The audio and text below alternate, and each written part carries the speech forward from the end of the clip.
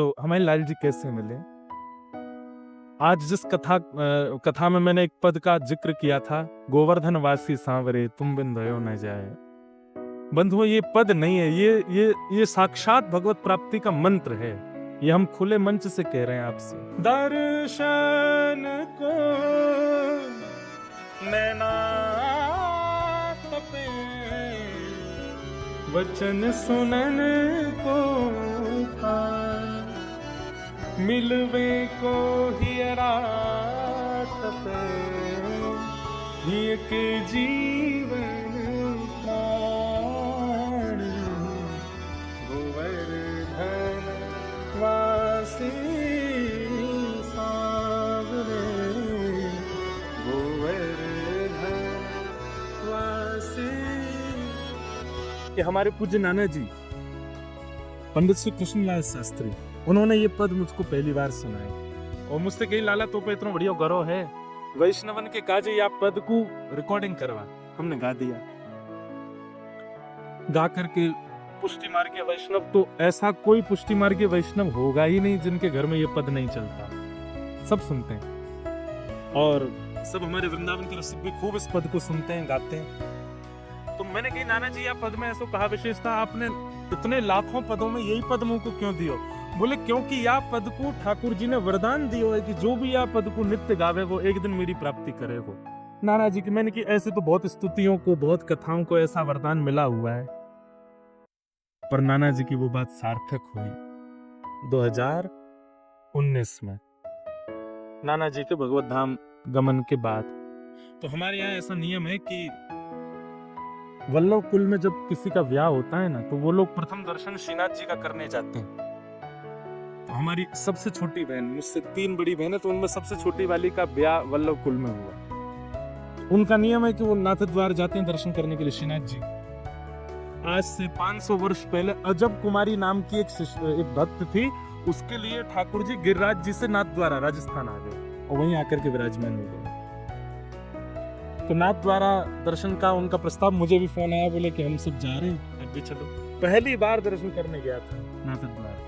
मतलब हमारे गिरिराज जी के मुख्य स्वरूप श्रीनाथ जी जहां विराजते, उदयपुर के पास राजस्थान में। वो भी कथा सुनाऊंगा कि वो वहां कैसे आए, क्यों आए। तो पहली बार दर्शन करने के लिए गए, तो मन में एक भावना थी कि नाना जी ने वो पद गवाया था, गोवर्धन वासी सांवरे, वो गोवर्धन वासी सांवरे यही हैं, उनका दर्शन करने जा रहे हैं। तो जैसे मंदिर में गए, मंदिर में ठाकुर जी को देखा, उर्द बाहु, दूसरी भुजा कमर पर, नीचे नजर, ठाकुर जी ऐसे मंद मंद मुस्काए खड़े हैं। तो एक जैसे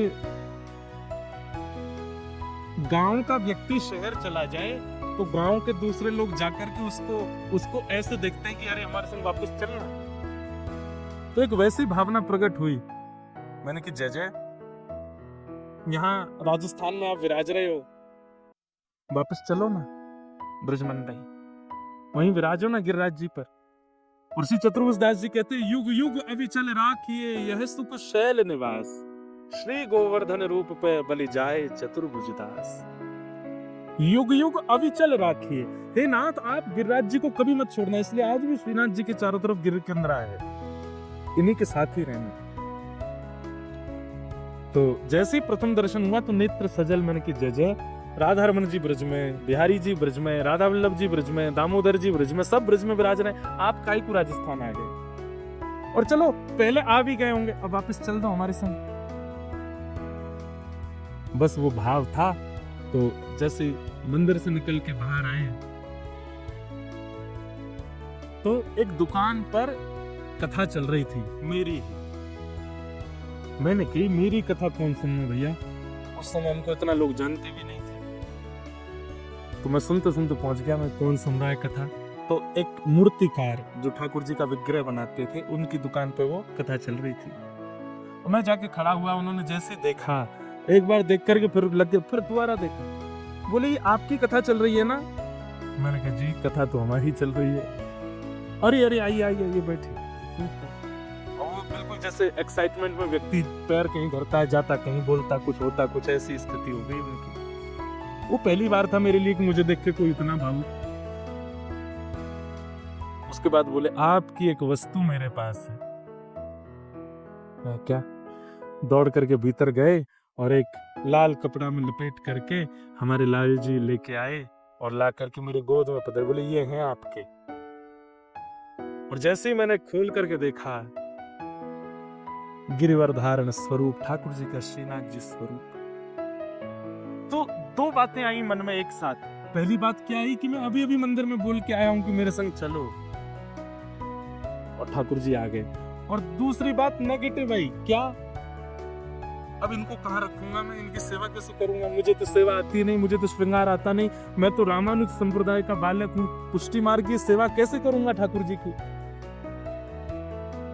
तो मैंने एक बार तो पास, मतलब स्थिति ये है कि हाथ आगे बढ़ नहीं रहे वापस देने को, और ले जाने के लिए मैं उठ भी नहीं पा रहा हूँ, क्या करूं ऐसी स्थिति? मैंने कहा भैया ये कैसे मैं सेवा आदि? बोले ये सामान्य नहीं है। मैंने वो तो सामान्य तो कोई भी ठाकुर नहीं है, पर मैं कैसे सेवा से? बोले सुनिए, आपकी प्रथम कथा हुई थी द्वारिका में। मैंने कहा जी। बोले उस कथा में प्रथम दिन से ही मैंने इनका निर्माण करना शुरू किया, और 7वें दिन जिस दिन आपकी कथा पूरी हुई, उस 7वें दिन तक ठाकुर जी का मुखमंडल बन चुका था। तब मैंने प्रण लिया था कि मेरे सारे विग्रह तो जो खरीदेगा उनके पास जाएंगे, पर ये इनकी कथा सुनकर के बने हैं, ये इन्हीं के पास जाएंगे। 2015 में ठाकुर जी का स्वरूप बना, और मेरे पास कब आए? 2019 में।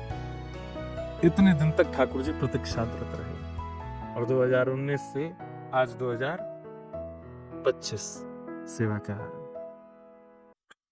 कैसे सेवा हो रही है, कैसे सब बन रहा है, ठाकुर जी जाने। पर उद्देश्य एक ही लेके चले हैं, क्या? कि हे नाथ, आप जैसे मिले थे वैसे ही नहीं रहोगे, हर क्षण आप में परिवर्तन मुझे दिखना चाहिए। पहले दिन की सेवा का स्वरूप और आज की सेवा का स्वरूप। ठाकुर जी गोलमोल है गए, मोटे है गए, गाल निकल आए बाहर, ठाकुर जी के ये डोले शोले बढ़िया, पेट वेट भी बाहर आ गए, मोटे पाम है गए। सुख मिलता है चित्त को।